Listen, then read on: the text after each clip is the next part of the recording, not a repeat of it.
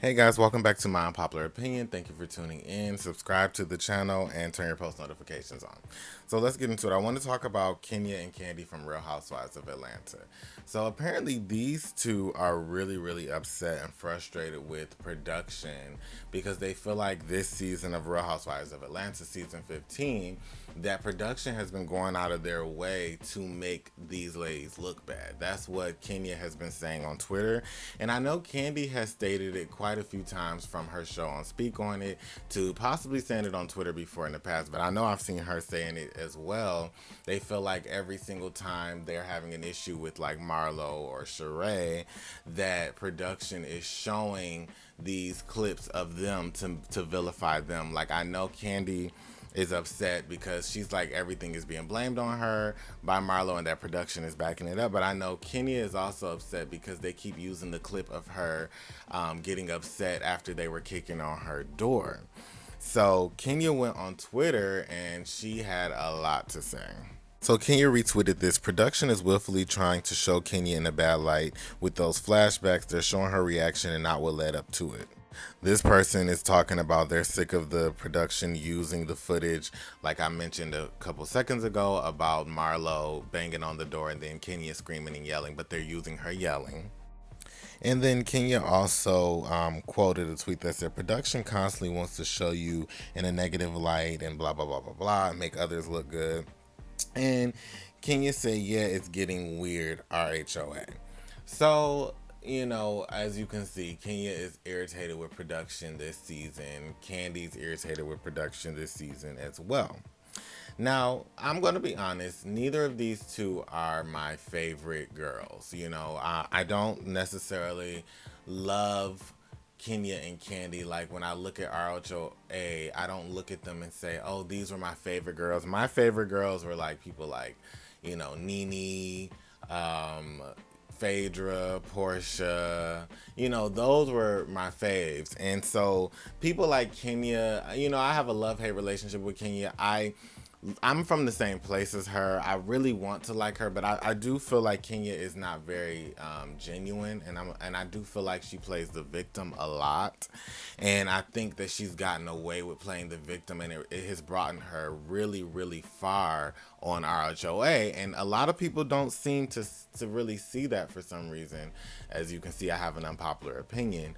But I also feel like Kandi plays the victim a lot as well, and she gets away with it, and that's something I don't like. And I feel like with both of these ladies, it's a disingenuous vibe. You know, I've watched them plot. I look at things deeper than everyone else. People just see surface level and watched RHOA over the years, and they just saw like what they pushed out, like whatever narrative production was pushing out that season is what everyone believed.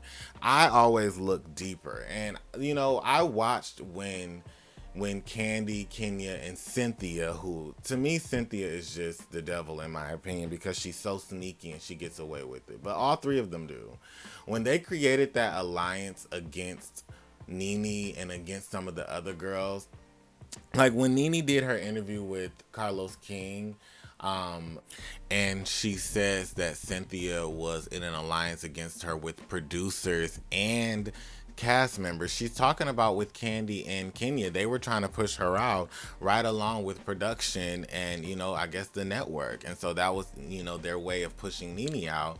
But as you can see, and I'm going back to my point, it all comes back around. Cynthia got removed off of the show, and you know, now she's like a thirst bucket trying her hardest to stay relevant, trying to see what she can do, and it's no coincidence that Cynthia got her third divorce at this point. You know, Cynthia is the problem, and I'm going to talk about her in a later video. I'm not even going to talk about her that much right now, but she was in the alliance with Kenya and Kandi, and my point is that Kenya and Kandi, I'm sorry, but I feel like y'all are just kind of getting a little bit of y'all karma. y'all wanted some of the lead people off the show like Phaedra, and you wanted people like Nene off the show, and so y'all wanted those top spots on the show. You have to deal with it. Production was doing the same stuff to Nene for years, and y'all laughed about it and benefited from it. Production was doing the same stuff to Portia. Kenya, you benefited from it and laughed about it. So now it's happening to y'all. Y'all are whining and crying and complaining, but this is what you're getting back because of what y'all put out, in my opinion.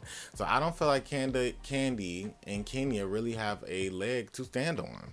And this is what I mean by letting them play the victim. It's like they get to throw stones and hide their hands. No matter how mean they are to other people, it's almost like as long as they cry about what someone else does to them, the audience just instantly believes it. Maybe we should start doing that in life. Like, even when we're wrong, we should just start crying like, well, they did this to me. And maybe people will flock to us the way that they do to Kenya and Kandi, because it's crazy to me. Kandi is literally outing Drew, bringing up an old storyline, acting like she's Drew's friend. If you're somebody's friend, you would not be outing them like that and like arguing with them and trying to expose them. If I realized my friend didn't want to like talk about them kissing somebody of the same sex or whatever, even if I know it's true or not or whatever, I would just shut up and leave it alone at that point to respect my friend.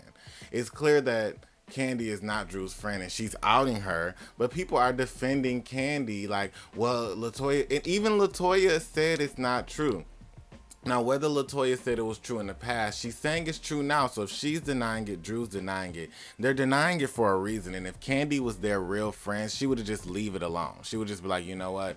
I don't know. Maybe I don't know. But it's clear she's not trying to be a friend, but people will still defend her even when she's wrong.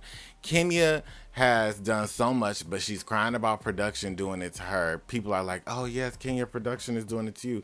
But what about when it was happening to other people? What about when Kenya was in on production doing other things to other people and laughing about it and no one cared? So I don't know. I just feel like these two girls, they don't stand in their mean girl behavior. They do mean girl behavior and then they cry like they're the victims and they get away with it.